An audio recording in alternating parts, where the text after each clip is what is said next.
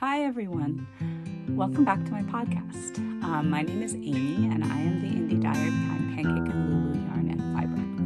And I think this is episode 24 of my podcast. I like to talk about my works in progress. I'm a knitter, crafter, fiber crafter. I love to spin. I love to weave. But today I want to talk about the first week of the Knit Collage MakeAlong, the spring MakeAlong. We are just finishing up the first week, and I've gotten going on 2 of my projects.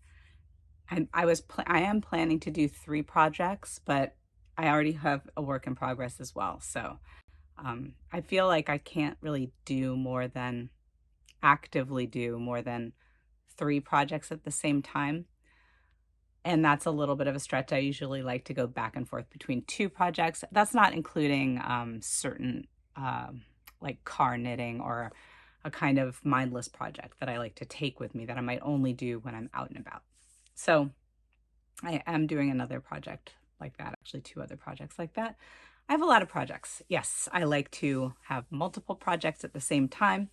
And so for the Knit Collage Make-Along, I am doing 2 projects. I am doing, so why don't we get right into it, because it's been a very fun week starting 2 new projects. So here are my works in progress. Okay, so I started out, what did I start with first? I'm doing the Wisteria Wrap and the Faye Fringe Bag. And I think I started I started with the Wisteria Wrap. And I'll put a picture of the finished project up here. And I will show you what I've done so far. I've already, on the past podcast episode, I've shown you my colors.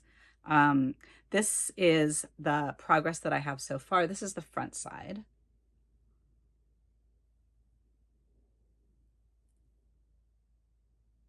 So I am probably about, I don't know, a quarter of the way, maybe.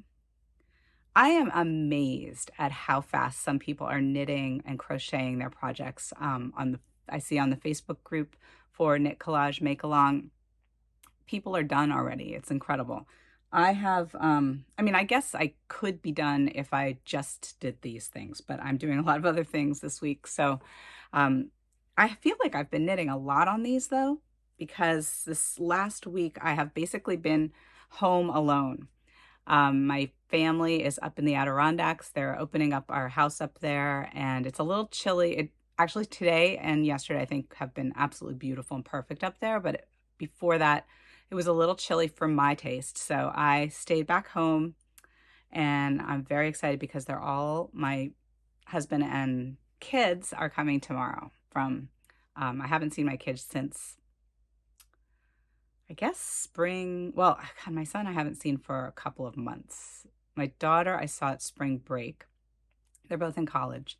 And unfortunately, their colleges are like just a little too far to visit very often. They're about a 4.5 hour drive away. So it's a little bit of, has to be like an overnight visit. So we don't see them as much as I would like to. But they're both coming home tomorrow. So I'm very, very excited about that. So this week, I was home alone a lot, and I felt like I did get a lot of time to work on these projects. I don't think I'm going to have as much time when everybody's home. So I got off to a good start, though. This is the Wisteria Wrap, and it is a brioche project, 2-color brioche project, and I say 2-color because even though it changes colors a lot, there's a right side. This is the kind of lighter side is the front side.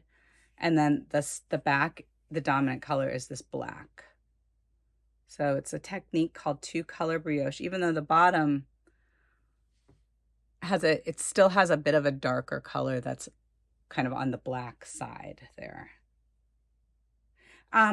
In retrospect, I'm loving this project. I'm really getting the hang of brioche, which I've never felt like I could say I'm a good briocher. I have done it in projects when it's like a small part of the project, like in a couple of Stephen West mystery knit-alongs. there have been a couple of sections of brioche, and I definitely did.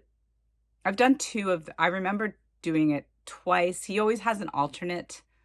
You can choose brioche or you can choose a ribbing pattern. And I've chosen the ribbing pattern before, but I think in two of his shawls, I did brioche. So I'm not a total newbie, but I wouldn't say I'm comfortable with it. So these are the two main colors. It's Serenity yarn. It's a boucle. It's really a nice yarn. This is Knit Collage. All of these yarns are Knit Collage. And I've never used this yarn before, so this is fun. It's a wool boucle yarn that's not hand spun. It's one of their newer yarns that they introduced maybe last year or 2 years ago. And then the other yarns that are used in this project are the Wildflower fabric yarns. And these are some of the colors that are going to be going in. This was the first color I used. And then these are both actually newer colors, new this year colors. And my initial thoughts on it are that it's not that difficult at all. This pattern is, even though it has some increases and decreases, it is not that hard because it's really just, it's like an 8-row repeat. So you're doing the same 8 rows over and over again. You can kind of see that in the pattern. And there's only one row where you're doing any increasing or decreasing, and it's not, you really get the hang of it. I thought I would film a little section and insert it in this podcast, and I haven't done it yet, so I don't know if it's going to happen, but if I do, I'll put it in here of me just kind of doing a row to show how you work brioche if you're unfamiliar, totally unfamiliar. It's very intimidating looking when you look at a pattern because of the words that they use and the abbreviations that they use for brioche. But if you think of those brioche knit, they're two main ones that are always feel intimidating to me. This is not including the increases and decreases, which are also intimidating seeming, but they're really not that hard. You're really not doing things that are that different than when you're just knitting and purling. But there is one little aspect of brioche that you do a little bit differently. Well, not just one, but there are a couple little aspects that you do differently. Once you think of those things as not all that different than regular knitting and purling that you do, it's a lot less intimidating. So I would really encourage anyone to do a simple 2-color brioche. 2-color brioche is a lot simpler to learn and kind of feel comfortable with, I think, than 1-color brioche. This is what people say, and I don't think I've ever done 1-color brioche. But by using 2 different colors, it's easier to keep track of what's going on. Because what you're doing actually is you knit across the row, just like regular knitting, and you're doing something else in there. You're doing a little bit of a yarn over, but then you slide everything back. So you're knitting along. Yeah, like this. You're knitting along and you get to the end of the row and then you slide everything back rather than turning it to do the purl row. And then you do the other color across the row too. So each row you're doing twice because it's really a 2-sided fabric. That's what makes it so airy and cushiony and like it's a wonderful, like, it's really a cushy fabric that's really fun to squeeze. But it's also what makes it reversible. So it's really a cool technique that I'm really excited that I'm learning it. And I really feel like by the end already, I've kind of feel like comfortable with it now. I think I'm about a quarter way done. By the end, I know I'm going to feel comfortable. And I'm really excited to do some other projects that I've kind of been afraid of because of the brioche technique. So that was why I actually chose to do the Wisteria Wrap, because I wanted to feel comfortable with brioche. And so in order to feel comfortable, you have to practice something. And what better way to practice than to do a whole project in that technique? So the second project that I started this week is called the Faye Fringe Bag. And this is like totally different looking to me than that. Although it's interesting, there are some, it's not brioche, but it feels like there's some similarities in what you're doing when you're doing this pattern. This is the front side of the bag. It's a bag, and I'll put a picture of what the bag looks like in case you haven't seen my previous episodes and are unfamiliar. And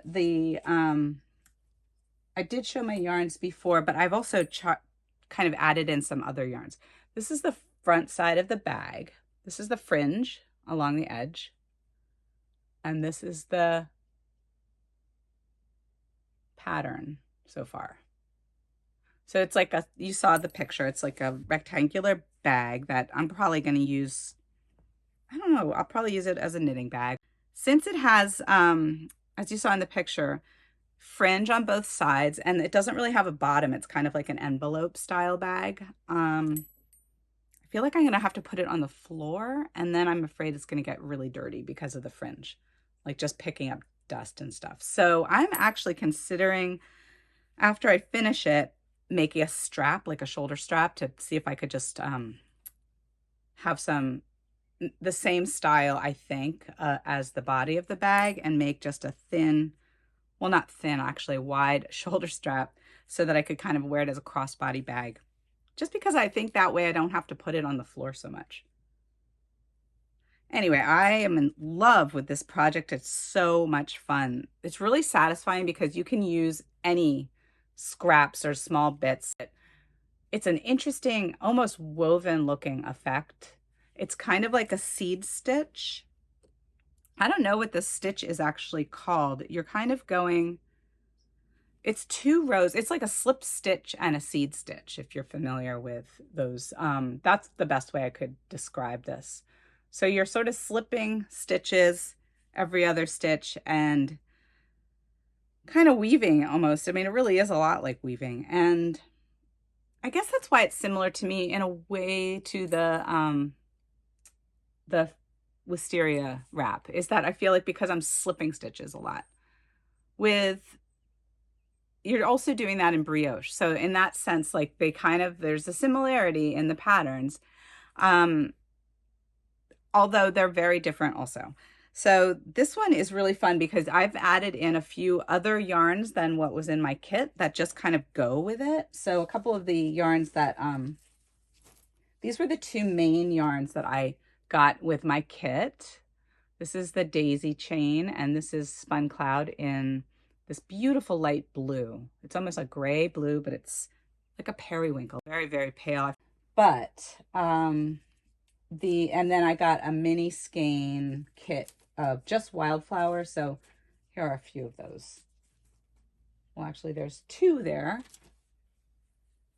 This is the new purple Wildflower that I love, that I think they're sold out of now. This is another one. I'm not actually sure if I'm going to use this red and blue one in there. I had a lot of other scraps, and I have almost finished using, I had a partial ball of this beautiful Dreamland yarn that I made a sweater out of previously, which I'm sure I showed on this podcast multiple times, but I have a whole nother skein of it, and I had a little ball of it too. So I've incorporated that somewhat in there because it really just looks so pretty. You can see it pretty well. It's that turquoisey, fluffy, thick yarn. And then I have a lot of other Wildflower yarns that are blues. So I'm putting some other blues in there that just go with it. And greens, a little bit of green. Yeah, so I'm really having fun with keeping track though, because I want to just do the exact same. I'm trying to make sure and keep track that I know what order I'm doing these in, because I want to do the exact same pattern on the other side so it matches. But yeah, so I'm really excited about these 2 projects. This is both of these projects, well, no, I think this project is a very quick project. Because I've been doing the other one as well, it has been slow, and I'm going back and forth. I kind of have been doing one day one project, one day the other project, especially in the beginning when I'm kind of figuring out the patterns. It's like I don't want to stop for too long because I don't want to forget the stitch patterns. So that's one thing about doing multiple projects, or to start a project and then not pick it up again right away. Sometimes you go back even a week later and you're like, wait, I forget completely how to do this. But these I've been alternating days basically, and it's been really fun and really satisfying. This is such a nice one if you love playing with color and different yarns, because I feel like I almost feel like I want to make multiple bags like this, or try to think of another project to do with this technique, like maybe just a pillow or something like that, because it is a very fun way to use up scraps. You really don't need a lot, especially if you were to do it more randomly. It would be kind of a fun way to use up scraps of just a lot of yarn. You could hold the yarn together to get it to be thicker. It almost feels like a great scrappy project, although it's very fun to do it and keep track so that it looks the same on the other one. And I am following their suggestions basically about how often to repeat the yarns. If I'm repeating one that I don't have a lot of, I'll just substitute a similar color. So you can see on the bottom there's that dark blue stripe, and then on the top is a dark blue stripe, but it's a different yarn, but it's a similar tone. So yeah, it's been really a fun week of new projects because of the Knit Collage Make Along. I've been having so much fun kind of connecting with people on Facebook, sharing our projects so far, seeing everybody else's projects. I can't get over how many people have completed projects. Like I was saying, the Dumpling Bag, especially if you know that one, is the most popular one in this Make Along. And I at first was kind of like, I don't think I'm going to make that, because it seemed kind of repetitive because you're just crocheting around and around. And I just did a crochet project for the last Make Along, so I kind of wanted to go back to knitting. And also, I wasn't sure I would use that style bag that much, unless it was just for a knitting bag. It didn't seem like the right kind of bag for me for a purse. I really like a backpack purse, personally. It could be a good knitting bag though. And so, sorry, I'm having like a total scratchy issue there. So, and what was I saying? Oh, the bag, the dumpling bag. But now that I see everybody else's dumpling bags, I am like, oh, I should try making one sometime. So I think it would be a cool bag to maybe use stash for as well. It's being made with the Wildflower fabric yarn, which looks really, really cool. I'm not sure. A lot of people have mentioned that it's hurting their hands to work so much on the dumpling bag, because this yarn, Wildflower yarn, the one thing I don't love about it is it has no give the way that wool yarn does. It's like very,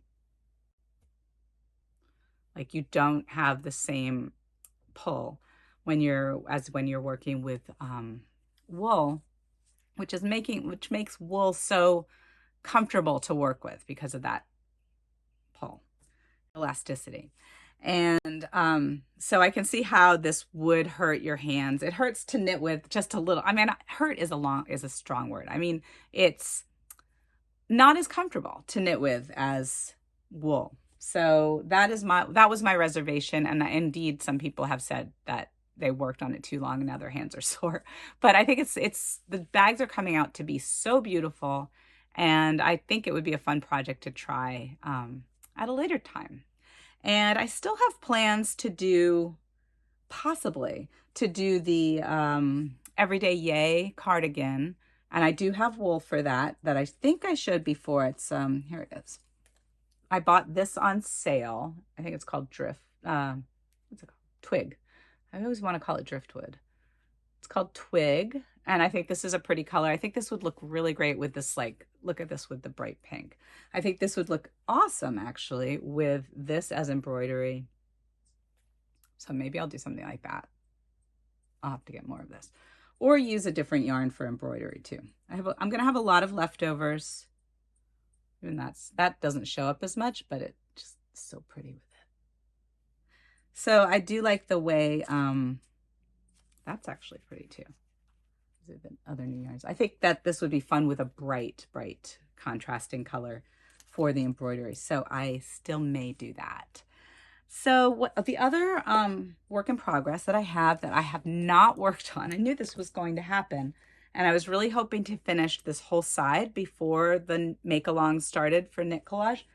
But I should make at least one day a week while I'm working on these, or maybe more than one day, time. I should make time to work on this and not forget, like I was just saying, not forget or get out of the groove of this, because this is so beautiful. This is my Stephenville Crossing.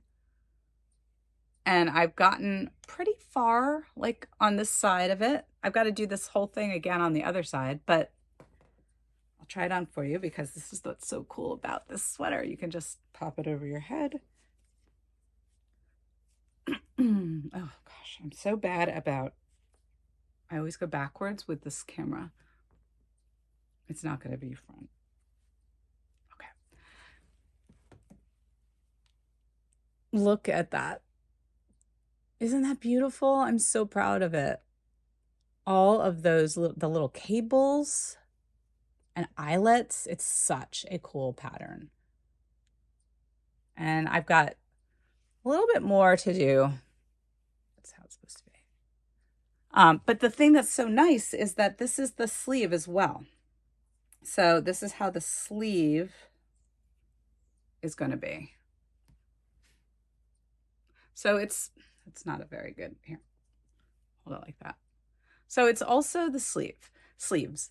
So it's on both sides. So when I do this, finish this side, which I really feel like I'm almost done. I really had a fantasy that I would finish this before the knit collage thing, but you know how that is. This, once I repeat this thing on the other side, which will probably take a couple months, it will be done. So I think there's a neck part maybe too, but it's minor. But anyway, it's really been very, very satisfying to do this and to accomplish it. I showed you my system on my iPad, and that I do think that really helps. One thing I changed since I showed it to you, I was showing you how I was highlighting the pattern like heavily with my iPad, which makes it easy to then go back and change or erase or take away notes too, because sometimes if you do that just on a piece of paper, it gets very overwhelming because it's covered with marks, especially if you're doing a pattern that kind of has a lot of things that you don't know by heart, which is a lot of this. So, the thing that I said that I wasn't doing, that I decided like, why am I not doing that? I was not before color coordinating my highlighter with, you know what? This is like, I don't think I need to explain that. I think it's too hard to explain without showing you again. In any case, I am using my iPad a lot with the highlighter in the GoodNotes app for doing this. And I think it would be a lot just trickier to do this without that. I love the, it gives me a really great feeling of satisfaction too, to use the highlighter and to like check off each thing. And then if I need to go back and repeat a row, I can just erase that check or erase that highlight and then just start from scratch without lots of marks on it. That's why I'm enjoying using this system. This is what it's going to look like. Yeah, see, the only other part I have to do after so I'm like basically at the bottom of this diamond. And then I just need to do this little part and then ribbing around the neck, which will be at the very end, and ribbing, I guess, around the bottom. And is the sleeve ribbed? Yeah, a little bit of ribbing around the sleeve. I think I can finish this before Rhinebeck. That is my goal, okay? So I'm saying it right now. I know I alluded to that before. I think I was saying that maybe that could be my Rhinebeck sweater. I think this could be my Rhinebeck sweater. So I'm going to make that my goal. I'm really going to try. I hope I can do that. And then it'll be freezing at Rhinebeck and I won't be able to wear it because I'll need like some kind of gigantic sweater. That's what always happens. You make a giant sweater and then you can't wear it because it's too hot, or you make like something thin and then it's freezing. The worst is if it's raining though, because then. Okay, so this is my little French market bag that I have my Faye Fringe stuff in. I like using these baskets when I'm just like knitting with a lot of different yarns, so I can just keep everything in here and see it easily. It's because it's sort of like a bucket. And this one's even bigger.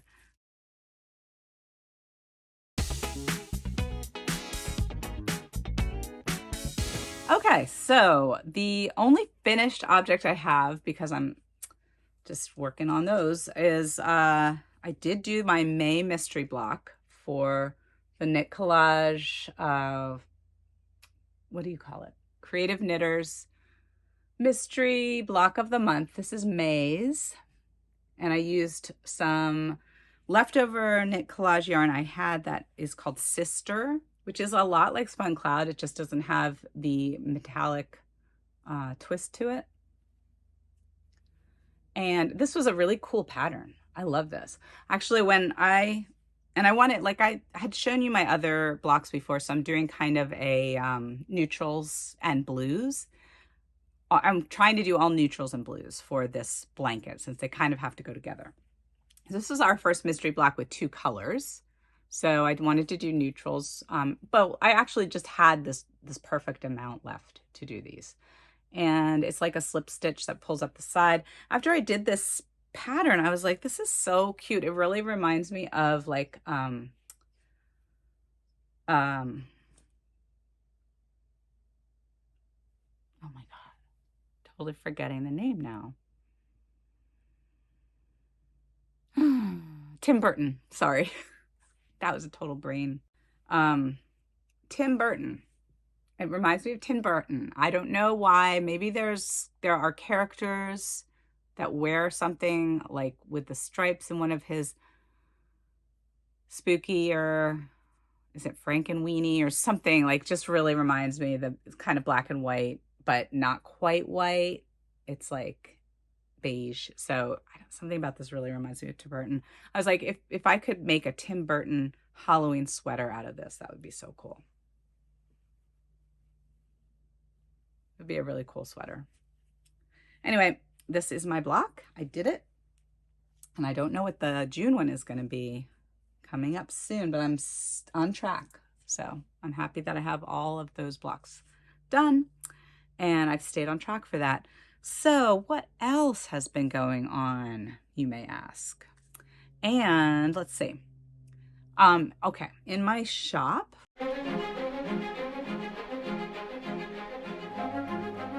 right now, I'm really excited to dye up the June Knitflix yarn, which is based on the film The Grand Budapest Hotel by Wes Anderson.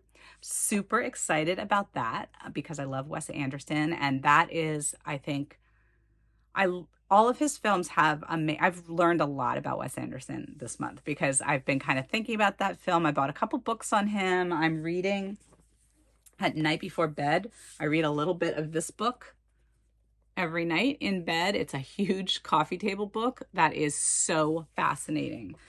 I'm not someone who knows very much about how movies are made, like from the director's point of view. And it is so interesting to read about his process. This starts from the very beginning with his first film, which now I have to go see that again. Last summer, my daughter Chloe and I did kind of a Wes Anderson retrospective, and we did like, when we were just watching, we were trying to decide like, what should we watch at night? You know, so together we decided to watch all of the Wes Anderson movies. And I don't know if we did it in order. I don't think we did do it in order.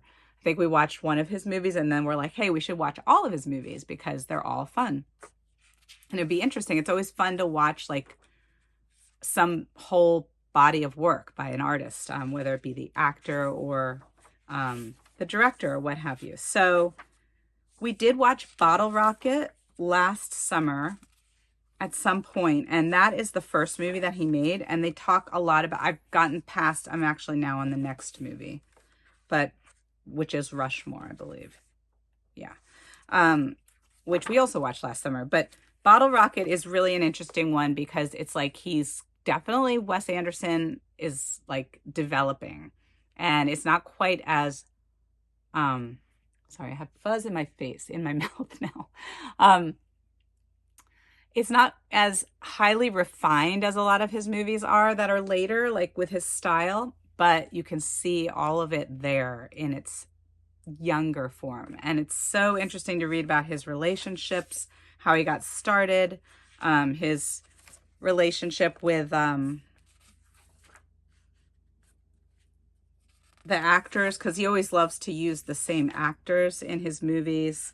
So it's really interesting to read about the first movie, Bottle Rocket, because of his relationship with Owen Wilson, who they were at college together. That's where they met.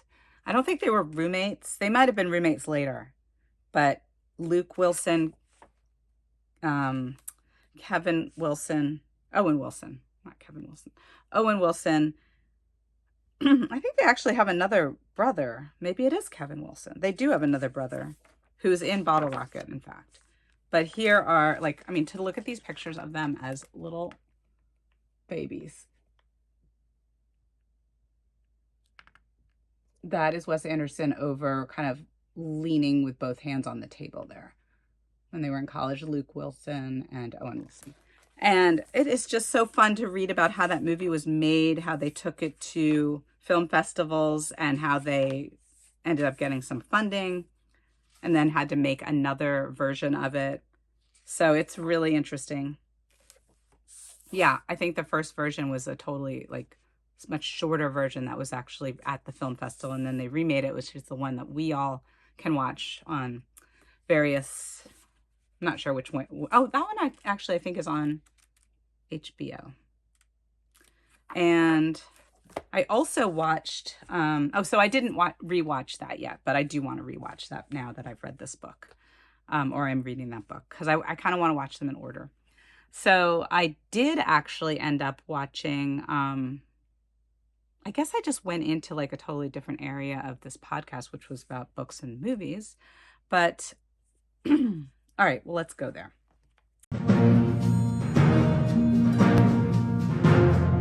So yes, I'm reading this book. I also have a few other things I was going to mention. I did watch the Grand Budapest Hotel again. I think that's on HBO also. That's where I watched it. And was it HBO? Sorry, I'll have to check. It was so fun to watch that again with the colors in mind, specifically for the yarn that I'm dyeing, and also looking for little kind of fun little things that I could do for the director's cut version of my Knitflix Yarn of the Month. So the way that I'm doing this, and I'm so grateful for people that have signed up for it, because I'm so excited to do it, and I'm so excited for the director's cut. And I have several people that are also excited about it. So thank you for signing up. The way that is going to work is I'm dyeing a colorway based on the film. So Wes Anderson is awesome to do this with, because a lot of his films kind of have a color theme anyway. Each one has different color themes, but I think he works with a color theme. He works with a music theme as well. So he's very organized in that way and likes to have things be very stylized.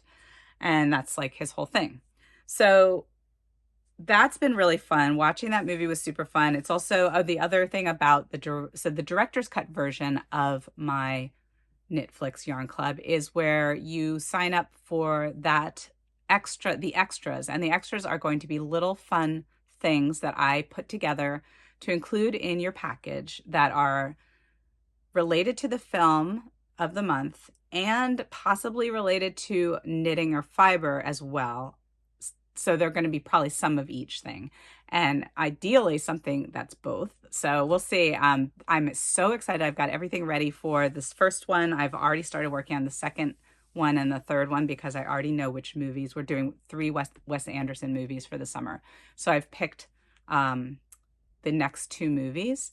And I also still would love to hear your choices of favorite movies. I mean, I'm not set in stone on the next 2 movies, but I have found some really fun items for the director's cut, which I'm definitely going to include at some point. We'll have other movies, but let me know what your favorite Wes Anderson movie is, and let me know what your favorite movie that you would love to see a yarn made of, also, because there are going to be other ones in the future. We need like a scary one for Halloween. I got a great suggestion from a viewer from my last episode about this.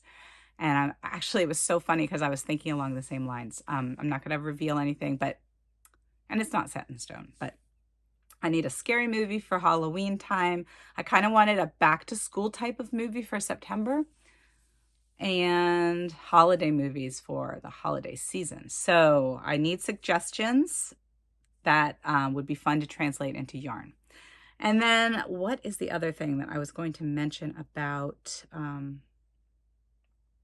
audiobooks? Okay, I have been listening to, I just finished, so I'm redoing part of our bedroom. It has like two rooms really.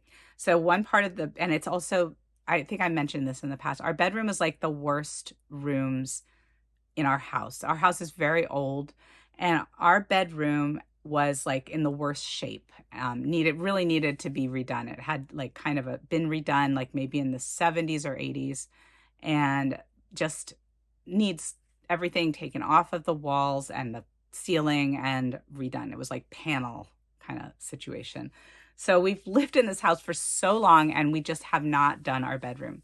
So we have started doing the bedroom. It's like I said, it's two rooms. So we actually are going to have like a whole room that's kind of a dressing area. It's going to be like a dressing room, but um, we are currently right now in our bedroom, but this is the room that's going to be like the dressing room. And we're redoing the other part because it actually is a fireplace where we're going to have our bed. And it's just going to be so beautiful. And so I've been working on painting. We had to drywall and drywall stucco sort of situation with the ceiling and the walls. And we've been working on that. Just was painting the walls all week. And it looks fabulous. And I will show it to you at some point. But I listened to a book that was called The Wall as well. And this book was from the 60s. I think it was, of course, I didn't write down the name. I'm going to have to write that down here. I don't know the name of the author. It's funny, when you listen to audiobooks, sometimes you don't look at the cover very often, or it was translated from German, I know that. So it's not a name that you might know, but you might. It's a female author, and it was so interesting. And it's definitely not the book for everyone. And I feel like I might not have finished the book if I had been reading it. It was one of those audiobooks that if you listen to it, sometimes you just keep listening, especially if you're busy doing something. So I have been listening to it all week, and I finished it, and I actually loved the book. It was very meditative, very, I could see people thinking it was very repetitive or boring even, but it was really thought-provoking, and it was about this, just the quick synopsis is that it's about this woman that goes to this hunting lodge with some friends for a weekend. And the friends actually go out in the morning, I think, to go get some food or something like that. And she's alone at this hunting lodge in the country. And the friends don't come back, and it's their house, and she's kind of there alone. And she realizes after some time that there is an invisible wall around the perimeter of the property, and that she can see through the wall, and she can see that there are people that are like have kind of keeled over or are dead on the other side of the wall, like in the distance, like on another farm nearby. It's kind of gives you this impression that it's in the woods, but it's also like she can see down a hill maybe or something like that. She realizes after some time that she can't get past the wall. Nobody can come into the wall, but it also seems like there's a lot of nobody's alive anymore outside of the wall. And so everything that's within the wall is still alive, like the animals. She has a dog at the friend's dogs there still, and a cat. And all the creatures in the woods are still alive. And it's just this really interesting scenario, I guess, where she is like there, and like then what does she do? So she has to like kind of do a little bit. It's a little bit like it gives you a feeling of sort of like Woman in the Woods situation, like Walden.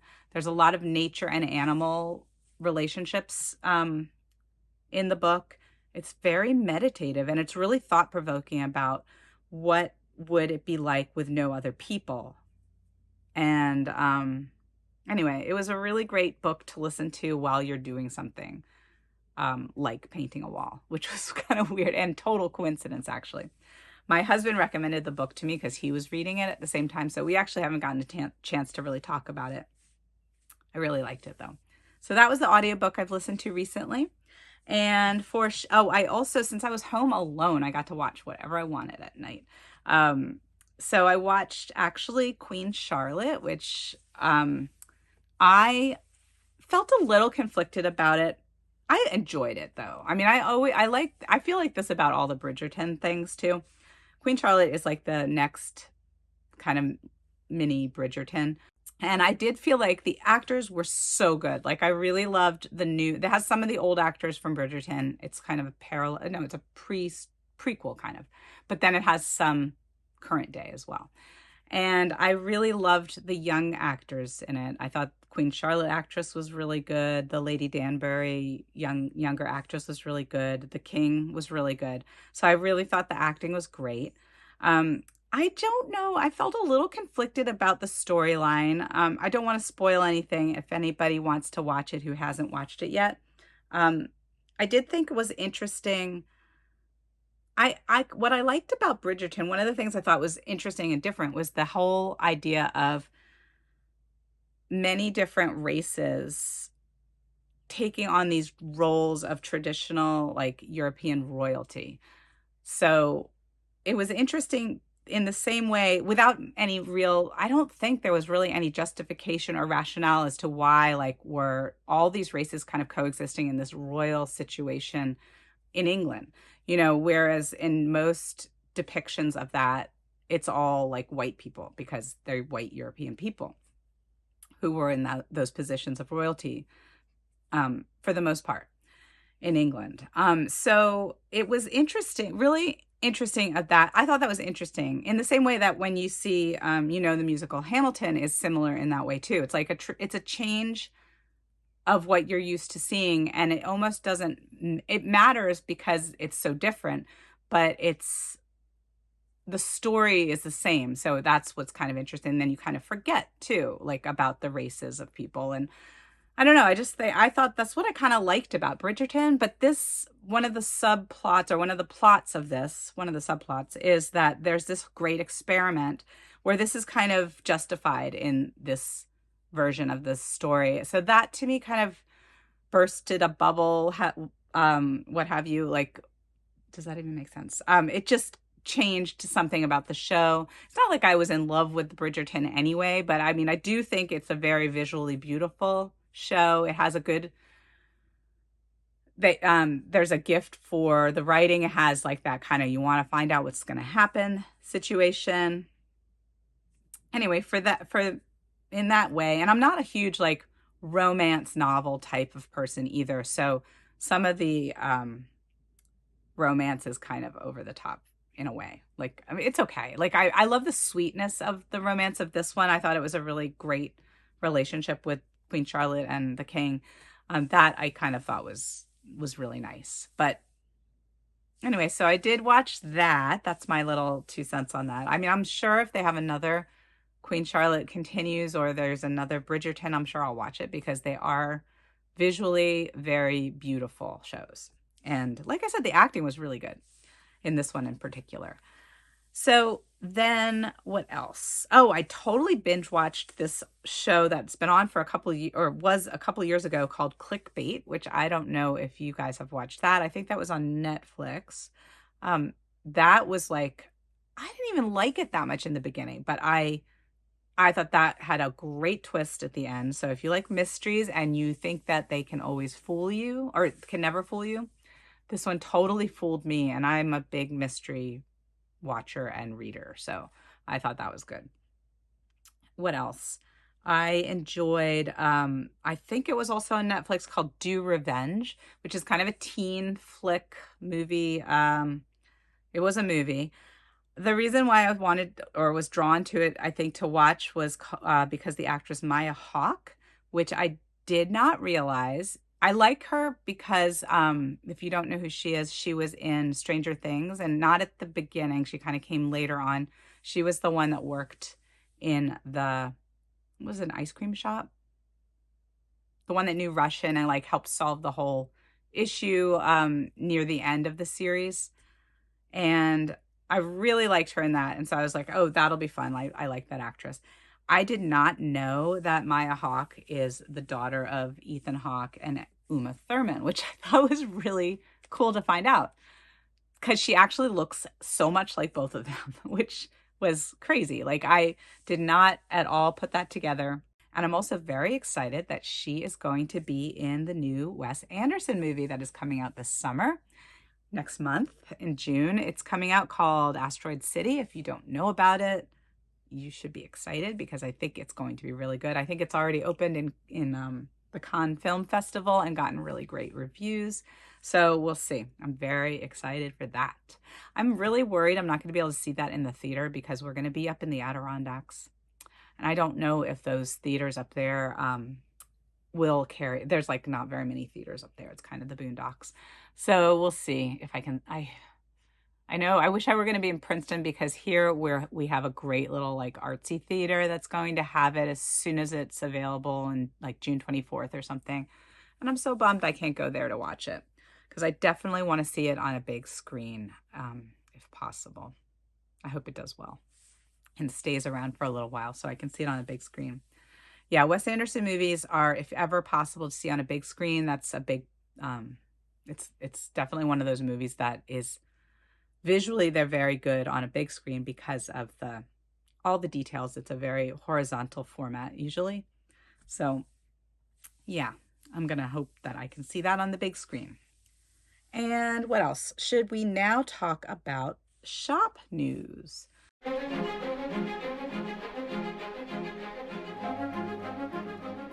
All right, I kind of got segued into all of the talk about books and movies, and I'm going to try to wrap this up quickly. I just really wanted to plug my Knitflix club because that's closing at the end of May. So a couple days left before I'm going to just close that listing up. If you want to get in on that, you can get even a mini skein because I'm going to just dye everything, whatever base you want, fiber, mini skein, any size, any base. And the director's cut if you're interested, which is going to be really fun. Gone at the beginning of June, but we will also announce the next movie too, which I'm really excited to do. So we will do that. I also have the June Lotus Moon up. Now the listing is up until the 5th of June, and that is my full moon yarn series, in which we choose an alternative moon name each month. And based on the name, I design a mood board, which I show to you here. And it's a great thing to collect. It's really fun, kind of full moon ritual to collect it. In the beginning, when I first did, I've done it for this is my 3rd year of it. And I was like, I would knit each full moon with the full moon yarn, and it was really fun. And then I have so many full moons now. Like, I've kept a skein for myself to make projects with, and now I just have so many, and I got behind. And I'm doing all these other projects now. So I did do a full moon blanket throw, which is up in the Adirondacks. So I'll have to wait. I haven't taken a very good picture of that. So this summer when I'm up there and I'm doing a podcast, I will try to remember to show you my full moon throw when I'm up there. And then what else? The Advents are going. I'm dyeing them every day almost. I'm working on that. I have 1 DK base left available. So if you want a DK base one, since I'm already dyeing them, I can't really change and add more DK because I've already done several colorways now. So that is one of those DKs left. All the others are selling well. Soon, I think we only have 2 single bases left. So if you want either of those, you should get it soon. And what else? Oh, the very last thing I wanted to show you was a new product that I have in my shop, and it's not yarn. It is, okay, let's start at the beginning. There are these lip balms that I love called Gal Balms. And I was looking, and look at that adorable tin. So this is a lip balm, and this is the violet flavor, which I love. They are scented, fragranced lip balms, but they are not, they're translucent, like they don't color your lips. So they're really great to keep in your knitting bag, or they're so pretty. You just can keep them anywhere, and you're always like happy when you see them. So there's this one, this violet. I'm starting to carry these in my shop. I was looking for them online and I came across the website of the, they're made in Spain. They're still made in Spain. They're actually I just think they are so cool because this looks really retro, and it is, but they have been made since 1898 in Madrid. I don't know if I think they're made now in Barcelona, because Barcelona, it says Barcelona on the actual tin, but they've been made in Spain for over 100 years, and they're called Balms. And each one, they have 6 different. I'm starting to carry these in my shop now, so if you are interested, they're very inexpensive, I think, for what they are too, because they last a very long time. They have the cutest little tins, and that's what initially drew me in to these. This is the flavor that is called Red Currant. The scents are really nice too. This one was vanilla.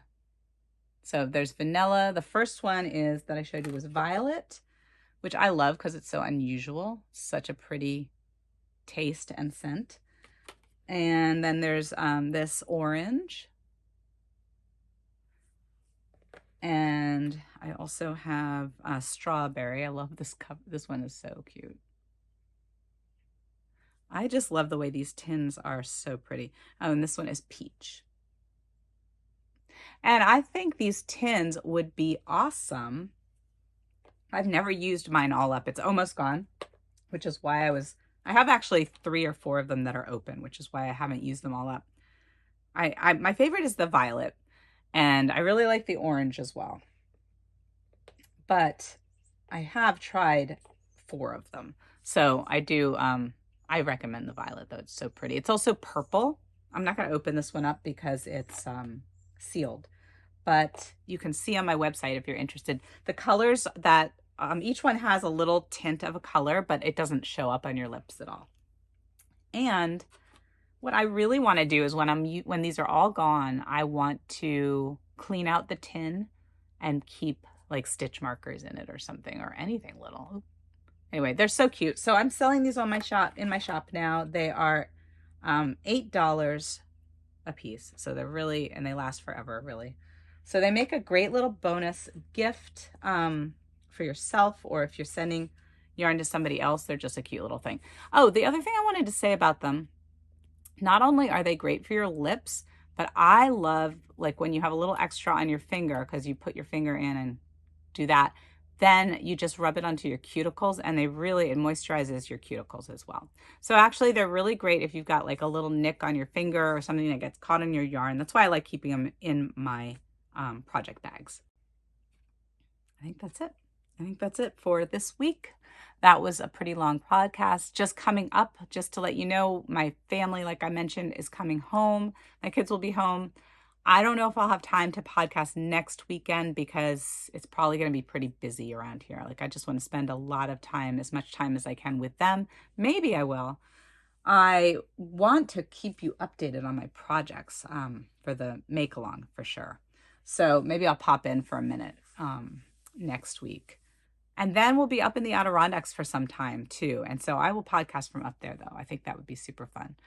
So thank you so much for joining me, and I hope you have a wonderful week. And if you're doing the Knit Collage make-along, let me know in the comments, and I'd love to see what you're making. So I guess you can't post a picture down there, but if you tell me who you are, then maybe I can find you on, leave your Instagram handle or something so I can see your project, because that would be fun. All right, take care. Thanks so much. Bye.